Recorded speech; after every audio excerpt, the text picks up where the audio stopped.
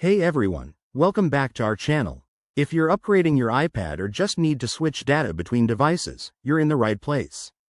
Today, we're diving into how to transfer data from one iPad to another iPad in 2025.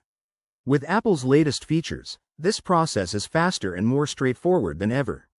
Let's get started. First things first, make sure both iPads are running the latest iOS version, probably iOS 19 or whatever's out by 2025, to avoid any compatibility issues. The easiest method is using iCloud. Start by backing up your old iPad. Go to Settings greater than, your name, greater than iCloud Backup, and tap Backup Now. This will save all your photos, apps, messages, and settings to the cloud. Once that's done, turn on your new iPad and follow the on-screen setup. When you reach the Apps and Data screen, select Restore from iCloud Backup. Sign in with the same Apple ID, choose the most recent backup, and let it do its thing. Depending on how much data you have, this could take anywhere from a few minutes to an hour. If you prefer not to use iCloud, you can use a computer with iTunes or Finder.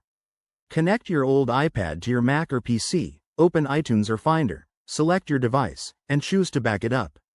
Then, disconnect it, connect the new iPad, and restore from that backup. It's a bit more hands-on, but great if you have a lot of data or poor internet.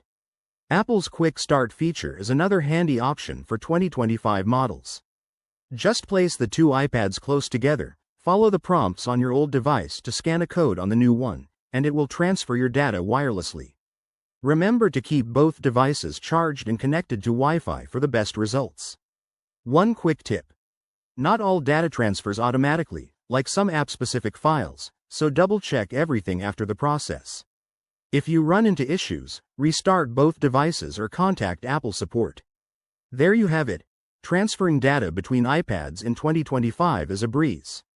If this helped, give this video a thumbs up, subscribe for more tech tips, and drop a comment if you have questions. Thanks for watching, and see you next time.